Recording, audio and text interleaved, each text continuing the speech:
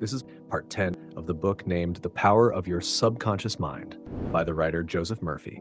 For the next parts, and for more contents like this, which will make you a better person each day, subscribe to this channel and join with me in the journey of improving little by little. Appeasement never wins. Do not permit people to take advantage of you and gain their point by temper tantrums, crying jags, or so-called heart attacks. These people are dictators who try to enslave you and make you do their bidding. Be firm but kind and refuse to yield. Appeasement never wins. Refuse to contribute to their delinquency, selfishness, and possessiveness. Remember, do that which is right. You are here to fulfill your ideal and remain true to the eternal verities and spiritual values of life, which are eternal. Give no one in all the world the power to deflect you from your goal, your aim in life, which is to express your hidden talents to the world, to serve humanity, and to reveal more and more of God's wisdom, truth, and beauty to all people in the world. Remain true to your ideal. Know definitely and absolutely that whatever contributes to your peace, happiness, and fulfillment must of necessity bless all men who walk the earth. The harmony of the part is the harmony of the whole, for the whole is in the part and the part is in the whole. All you owe the other, as Paul says, is love, and love is the fulfilling of the law of health, happiness, and peace of mind. Profitable pointers in human relations. 1. Your subconscious mind is a recording machine which reproduces your habitual thinking. Think good of the other, and you are actually thinking good about yourself. 2. A hateful or resentful thought is a mental poison. Do not think ill of another, for to do so is to think ill of yourself. You are the only thinker in your universe, and your thoughts are creative. 3. Your mind is a creative medium. Therefore, what you think and feel about the other, you are bringing to pass in your own experience. This is the psychological meaning of the Golden Rule. As you would that man should think about you, think you about them in the same manner. 4. To cheat, rob, or defraud another brings lack, loss, and limitation to yourself. Your subconscious mind records your inner motivations, thoughts, and feelings. These being of a negative nature, loss, limitation, and trouble come to you in countless ways. Actually, what you do to the other, you are doing to yourself. 5. The good you do, the kindness proffered, the love and goodwill you send forth, will all come back to you multiplied in many ways. 6. You are the only thinker in your world. You are responsible for the way you think about the other.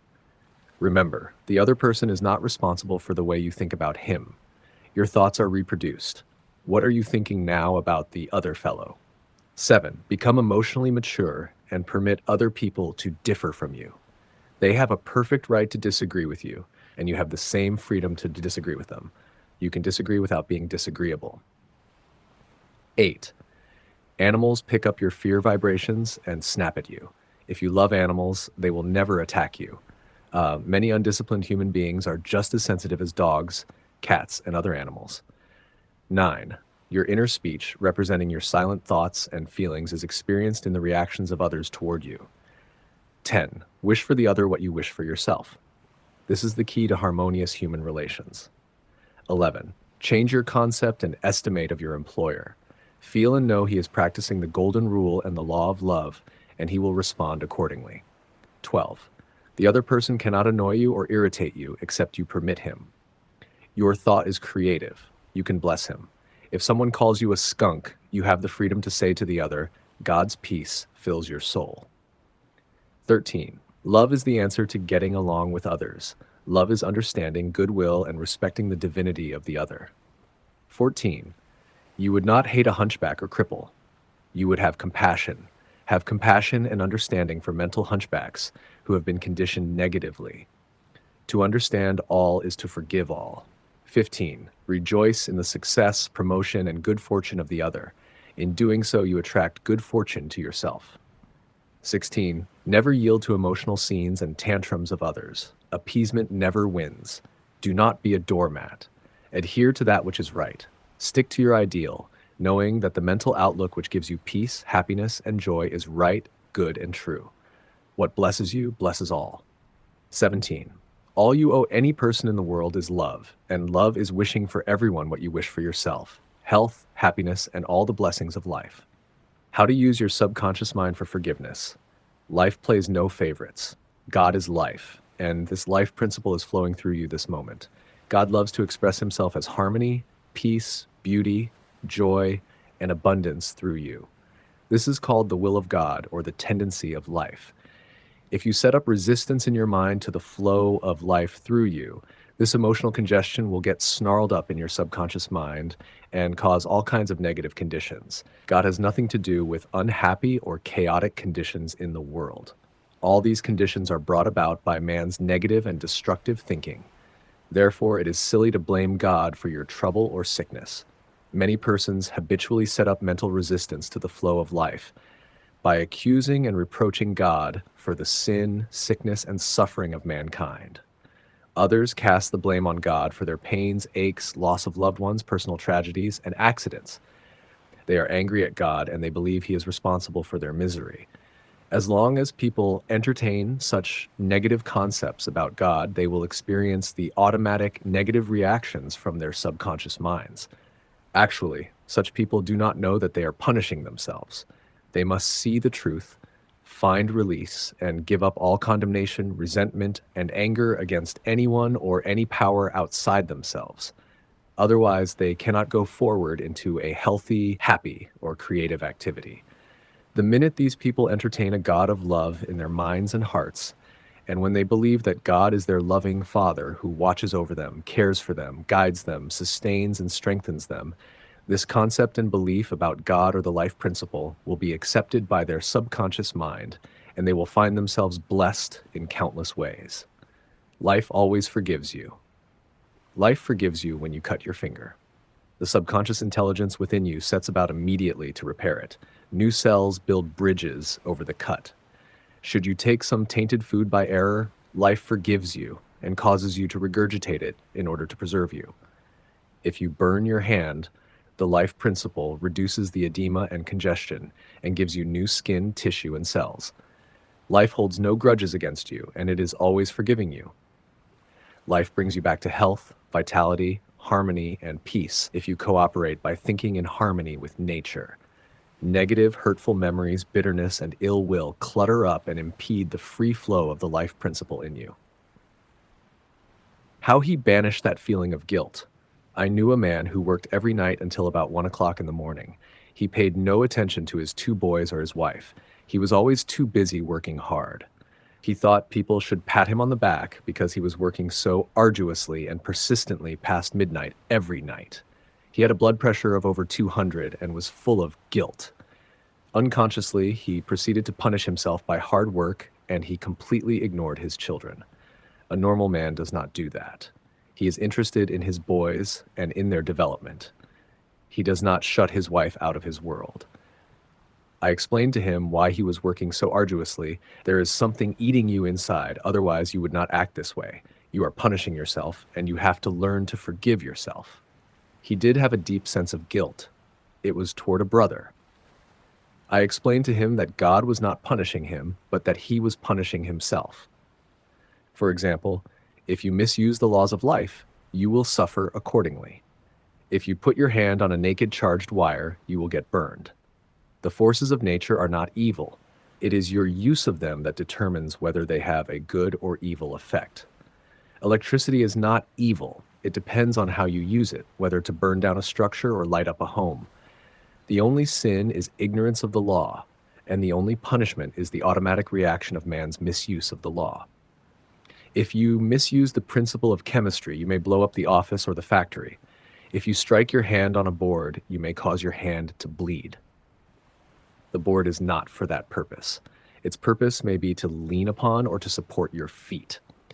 This man realized that God does not condemn or punish anyone, and that all his suffering was due to the reaction of his subconscious mind to his own negative and destructive thinking. He had cheated his brother at one time, and the brother had now passed on. Still, he was full of remorse and guilt. I asked him, "Would you cheat your brother now?" He said, "No." "Did you feel you were justified at the time?" His reply was, "Yes." "But you would not do it now?" He added, "No, I am helping others to know how to live." I added the following comment, "You have a greater reason and understanding now. Forgiveness is to forgive yourself. Forgiveness is getting your thoughts in line with the divine law of harmony. Self-condemnation is called hell, bondage and restriction. Forgiveness is called heaven, harmony and peace. The burden of guilt and self-condemnation was lifted from his mind, and he had a complete healing. The doctor tested his blood pressure, and it had become normal. The explanation was the cure. A murderer learned to forgive himself. A man who murdered his brother in Europe visited me many years ago. He was suffering from great anguish and torture, believing that God must punish him. He explained that his brother had been having an affair with his wife, and that he had shot him on the spur of the moment. This had happened about 15 years previous to his interview with me. In the meantime, this man had married an American girl and had been blessed with 3 lovely children. He was in a position where he helped many people, and he was a transformed man. My explanation to him was that physically and psychologically, he was not the same man who shot his brother. Since scientists inform us that every cell of our bodies changes every 11 months. Moreover, mentally and spiritually, he was a new man. He was now full of love and goodwill for humanity. The old man who committed the crime 15 years before was mentally and spiritually dead. Actually, he was condemning an innocent man. This explanation had a profound effect upon him, and he said it was as if a great weight had been lifted from his mind. He realized the significance of the following truth in the Bible. "Come now, let us reason together, saith the Lord. Though your sins be as scarlet, they shall be as white as snow. Though they be red like crimson, they shall be as wool." Isaiah 1:18. Criticism cannot hurt you without your consent. A school teacher told me that one of her associates criticized a speech she had given, saying to her that she spoke too fast, she swallowed some of her words, she couldn't be heard, her diction was poor, and her speech ineffective. This teacher was furious and full of resentment toward her critic. She admitted to me that the criticisms were just. Her first reaction was really childish, and she agreed that the letter was really a blessing and a marvelous corrective. She proceeded immediately to supplement her deficiencies in her speech by enrolling in a course in public speaking at City College. She wrote and thanked the writer of the note for her interest, expressing appreciation for her conclusions and findings, which enabled the teacher to correct the matter at once. How to be compassionate. Suppose none of the things mentioned in the letter had been true of the teacher. The latter would have realized that her class material had upset the prejudices, superstitions, or narrow sectarian beliefs of the writer of the note, and that a psychologically ill person was simply pouring forth her resentment because a psychological boil had been hurt. To understand this fact is to be compassionate. The next logical step would be to pray for the other person's peace, harmony, and understanding. You cannot be hurt when you know that you are master of your thoughts, reactions, and emotions. Emotions follow thoughts, and you have the power to reject all thoughts which may disturb or upset you. Left at the altar, some years ago I visited a church to perform a marriage ceremony. The young man did not appear, and at the end of 2 hours the bride-to-be shed a few tears and then said to me, "I prayed for divine guidance. This might be the answer for faith. He never faileth." That was her reaction, faith in God and all things good. She had no bitterness in her heart, because as she said, "It must not have been right action because my prayer was for right action for both of us." Someone else having a similar experience would have gone into a tantrum, have had an emotional fit, required sedation, and perhaps needed hospitalization. Tune in with the infinite intelligence within your subconscious depths, trusting the answer in the same way that you trusted your mother when she held you in her arms. This is how you can acquire poise and mental and emotional health. It is wrong to marry. Sex is evil, and I am evil. Some time ago, I talked to a young lady aged 22. She was taught that it was a sin to dance, to play cards, to swim, and to go out with men. She was threatened by her mother, who told her she would burn eternally in hellfire if she disobeyed her will and her religious teachings. This girl wore a black dress and black stockings. She wore no rouge, lipstick, or any form of makeup, because her mother said that these things were sinful. Her mother told her that all men were evil and that sex was of the devil and simply diabolic debauchery. This girl had to learn how to forgive herself as she was full of guilt. To forgive means to give for. She had to give up all these false beliefs for the truths of life and a new estimate of herself. When she went out with young men in the office where she worked, she had a deep sense of guilt and thought that God would punish her. Several eligible young men proposed to her, but she said to me, "It is wrong to marry. Sex is evil, and I am evil." This was her conscience or early conditioning speaking. She came to me once weekly for about 10 weeks, and I taught her the workings of the conscious and subconscious mind as set forth in this book. This young girl gradually came to see that she had been completely brainwashed, mesmerized, and conditioned by an ignorant, superstitious, bigoted, and frustrated mother. She broke away completely from her family and started to live a wonderful life. At my suggestion, she dressed up and had her hair attended to. She took lessons in dancing from a man, and she also took driving lessons. She learned to swim, play cards, and had a number of dates. She began to love life. She prayed for a divine companion by claiming that Infinite Spirit would attract to her a man who harmonized with her thoroughly. Eventually, this came to pass. As she left my office one evening, there was a man waiting to see me, and I casually introduced them. They act now married and harmonize with each other perfectly. Forgiveness is necessary for healing, and when ye stand praying, forgive if ye have aught against any. Mark 11:25. Forgiveness of others is essential to mental peace and radiant health. You must forgive everyone who has ever hurt you if you want perfect health and happiness. Forgive yourself by getting your thoughts in harmony with divine law and order. You cannot really forgive yourself completely until you have forgiven others first. To refuse to forgive yourself is nothing more or less than spiritual pride or ignorance. In the psychosomatic field of medicine today, it is being constantly stressed that resentment, condemnation of others, remorse, and hostility are behind a host of maladies ranging from arthritis to cardiac disease. They point out that these sick people who were hurt, mistreated, deceived, or injured were full of resentment and hatred for those who hurt them. This caused inflamed and festering wounds in their subconscious minds. There is only one remedy. They have to cut out and discard their hurts, and the one and only sure way is by forgiveness. Forgiveness is love in action. The essential ingredient in the art of forgiveness is the willingness to forgive. If you sincerely desire to forgive the other, you are 51% over the hurdle. I feel sure you know that to forgive the other does not necessarily mean that you like him or want to associate with him. You cannot be compelled to like someone. Neither can a government legislate goodwill, love, peace, or tolerance. It is quite impossible to like people because someone in Washington issues an edict to that effect. We can, however, love people without liking them. The Bible says, "Love ye one another." This anyone can do who really wants to do it. Love means that you wish for the other health, happiness, peace, joy, and all the blessings of life. There is only one prerequisite, and that is sincerity. You are not being magnanimous when you forgive. You are really being selfish, because what you wish for the other, you are actually wishing for yourself. The reason is that you are thinking it and you're feeling it. As you think and feel, so are you. Could anything be simpler than that? Technique of forgiveness. The following is a simple method which works wonders in your life as you practice it. Quiet your mind, relax, and let go. Think of God and his love for you, and then affirm, "I fully and freely forgive." Mention the name of the offender. I release him mentally and spiritually. I completely forgive everything connected with the matter in question.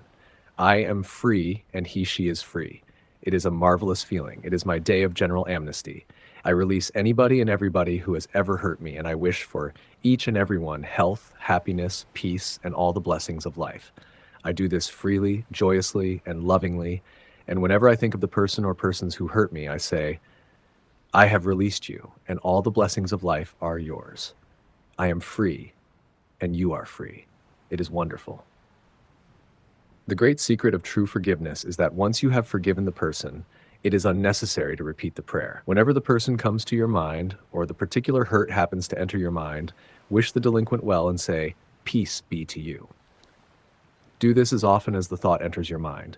You will find that after a few days, the thought of the person or experience will return less and less often until it fades into nothingness. The acid test for forgiveness. There is an acid test for gold. There is also an acid test for forgiveness. If I should tell you something wonderful about someone who has wronged you, cheated you, or defrauded you, and you sizzled at hearing the good news about this person, the roots of hatred would still be in your subconscious mind, playing havoc with you. Let us suppose you had a painful abscess on your jaw a year ago, and you told me about it. I would casually ask you if you had any pain now. You would automatically say, "Of course not, I have a memory of it, but no pain." That is the whole story. You may have a memory of the incident, but no sting or hurt anymore. This is the acid test, and you must meet it psychologically and spiritually. Otherwise, you are simply deceiving yourself and not practicing the true art of forgiveness. To understand all is to forgive all. When man understands the creative law of his own mind, he ceases to blame other people and conditions for making or marring his life. He knows that his own thoughts and feelings create his destiny. Furthermore, he is aware that externals are not the causes and conditioners of his life and his experiences. To think that others can mar your happiness, that you are the football of a cruel fate, that you must oppose and fight others for a living, all these and others like them are untenable when you understand that thoughts are things. The Bible says the same thing. For as a man thinketh in his heart, so is he. Proverbs 23:7. Summary of your aids to forgiveness. 1. God or life is no respecter of persons. Life plays no favorites. Life or God seems to favor you when you align yourself with the principle of harmony, health, joy, and peace. 2. God or life never sends disease, sickness, accident, or suffering. We bring these things on ourselves by our own negative, destructive thinking based upon the law as we sow, so shall we reap. 3. Your concept of God is the most important thing in your life. If you really believe in a God of love, your subconscious mind will respond in countless blessings to you. Believe in a God of love. 4. Life or God holds no grudge against you. Life never condemns you. Life heals a severe cut on your hand. Life forgives you if you burn your finger. It reduces the edema and restores the part to wholeness and perfection. 5. Your guilt complex is a false concept of God and life. God or life does not punish or judge you. You do this to yourself by your false beliefs, negative thinking, and self-condemnation. 6. God or life does not condemn or punish you. The forces of nature are not evil. The effect of their use depends on how you use the power within you. You can use electricity to kill someone or to light the house. You can use water to drown a child or quench his thirst. Good and evil come right back to the thought and purpose in man's own mind. 7. God or life never punishes. Man punishes himself by his false concepts of God, life, and the universe. His thoughts are creative, and he creates his own misery. 8. If another criticizes you, and these faults are within you, rejoice, give thanks, and appreciate the comments. This gives you the opportunity to correct the particular fault. 9. You cannot be hurt by criticism when you know that you are master of your thoughts, reactions, and emotions. This gives you the opportunity to pray and bless the other, thereby blessing yourself. 10. When you pray for guidance and right action, take what comes. Realize it is good and very good. Then there is no cause for self-pity, criticism, or hatred. There is nothing good or bad, but thinking makes it so. There is no evil in sex, the desire for food, wealth, or true expression. It depends on how you use these urges, desires, or aspirations. Your desire for food can be met without killing someone for a loaf of bread. 12. Resentment, hatred, ill will, and hostility are behind a host of maladies. Forgive yourself and everybody else by pouring out love, life, joy, and goodwill to all those who have hurt you. Continue until such time as you meet them in your mind and you are at peace with them. 13. To forgive is to give something for. Give love, peace, joy, wisdom, and all the blessings of life to the other until there is no sting left in your mind. This is really the acid test of forgiveness. 14. Let us suppose you had an abscess in your jaw about a year ago. It was very painful. Ask yourself if it is painful now. The answer is in the negative. Likewise, if someone has hurt you, lied about and vilified you, and said all manner of evil about you, is your thought of that person negative? Do you sizzle when he or she comes into your mind? If so, the roots of hatred are still there, playing havoc with you and your good. The only way is to wither them with love by wishing for the person all the blessings of life, until you can meet the person in your mind and you can sincerely react with a benediction of peace and goodwill. This is the meaning of forgive until 70 times 7. How your subconscious removes mental blocks. The solution lies within the problem. The answer is in every question. If you are presented with a difficult situation and you cannot see your way clear, the best procedure is to assume that infinite intelligence within your subconscious mind knows all and sees all, has the answer, and is revealing it to you now. Your new mental attitude that the creative intelligence is bringing about a happy solution will enable you to find the answer. Rest assured that such an attitude of mind will bring order, peace, and meaning to all your undertakings. How to break or build a habit. You are a creature of habit. Habit is the function of your subconscious mind. You learn to swim, ride a bicycle, dance, and drive a car by consciously doing these things over and over again until they establish tracks in your subconscious mind. Then, the automatic habit action of your subconscious mind took over. This is sometimes called second nature, which is a reaction of your subconscious mind to your thinking and acting. You are free to choose a good habit or a bad habit. If you repeat a negative thought or act over a period of time, you will be under the compulsion of a habit. The law of your subconscious is compulsion. How he broke a bad habit. Mr. Jones said to me, "An uncontrollable urge to drink seizes me, and I remain drunk for 2 weeks at a time. I can't give up this terrible habit." Time and time again, these experiences had occurred to this unfortunate man. He had grown into the habit of drinking to excess. Although he had started drinking of his own initiative, he also began to realize that he could change the habit and establish a new one. He said that while through his willpower he was able to suppress his desires temporarily, his continued efforts to suppress the many urges only made matters worse. His repeated failures convinced him that he was hopeless and powerless to control his urge or obsession. This idea of being powerless operated as a powerful suggestion to his subconscious mind and aggravated his weakness, that making his life a succession of failures. I taught him to harmonize the functions of the conscious and subconscious mind. When these two cooperate, the idea or desire implanted in the subconscious mind is realized. His reasoning mind agreed that if the old habit, path, or track had carried him into trouble, he could consciously form a new path to freedom, sobriety, and peace of mind. He knew that his destructive habit was automatic, but since it was acquired through his conscious choice, he realized that if he had been conditioned negatively, he also could be conditioned positively. As a result, he ceased thinking of the fact that he was powerless to overcome the habit. Moreover, he understood clearly that there was no obstacle to his healing other than his own thought. Therefore, there was no occasion for great mental effort or mental coercion. The power of his mental picture. This man acquired a practice of relaxing his body and getting into a relaxed, drowsy, meditative state. Then he filled his mind with the picture of the desired end, knowing his subconscious mind could bring it about the easiest way. He imagined his daughter congratulating him on his freedom and saying to him, "Daddy, it's wonderful to have you home." He had lost his family through drink. He was not allowed to visit them, and his wife would not speak to him. Regularly, systematically, he used to sit down and meditate in the way outlined. When his attention wandered, he made it a habit to immediately recall the mental picture of his daughter with her smile and the scene of his home enlivened by her cheerful voice. All this brought about a reconditioning of his mind. It was a gradual process. He kept it up. He persevered, knowing that sooner or later he would establish a new habit pattern in his subconscious mind. I told him that he could liken his conscious mind to a camera, that his subconscious mind was the sensitive plate on which he registered and impressed the picture. This made a profound impression on him, and his whole aim was to firmly impress the picture on his mind and develop it there. Films are developed in the dark.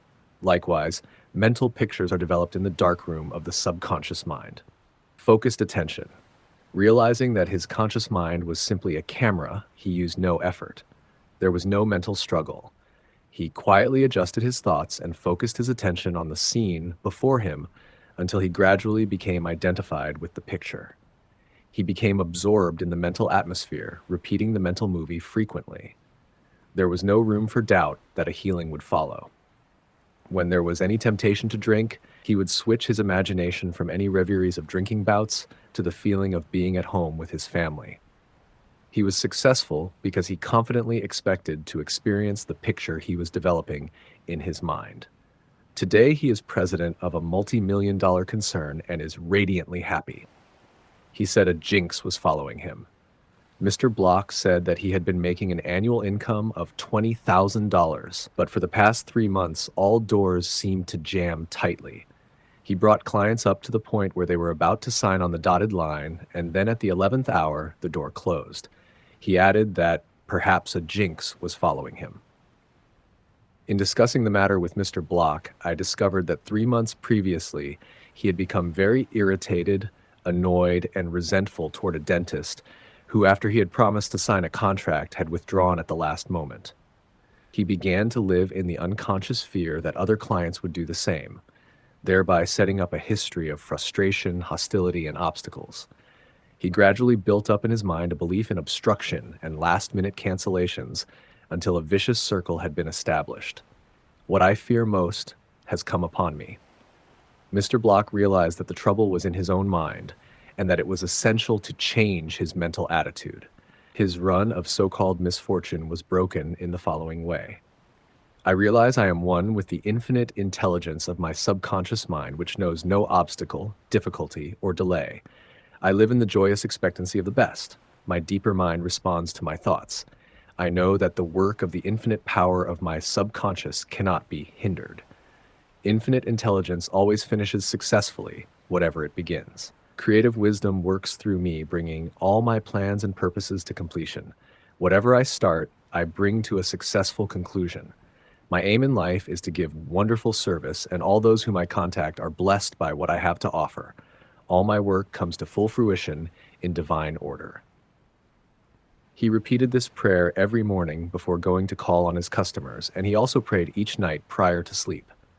In a short time, he had established a new habit pattern in his subconscious mind, and he was back in his old accustomed stride as a successful salesman. How much do you want what you want? A young man asked Socrates how he could get wisdom. Socrates replied, "Come with me." He took the lad to a river, pushed the boy's head under the water, held it there until the boy was gasping for air, then relaxed and released his head. When the boy regained his composure, he asked him, "What did you desire most when you were underwater?"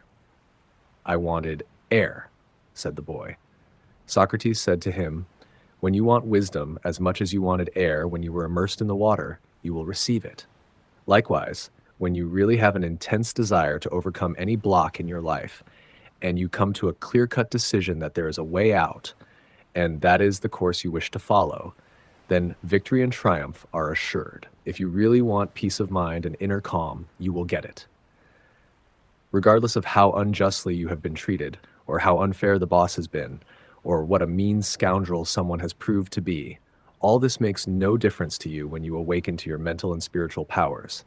You know what you want, and you will definitely refuse to let the thieves, thoughts of hatred, anger, hostility, and ill will rob you of peace, harmony, health, and happiness. You cease to become upset by people, conditions, news, and events by identifying your thoughts immediately with your aim in life.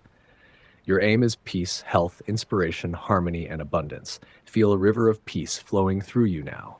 Your thought is the immaterial and invisible power, and you choose to let it bless, inspire, and give you peace.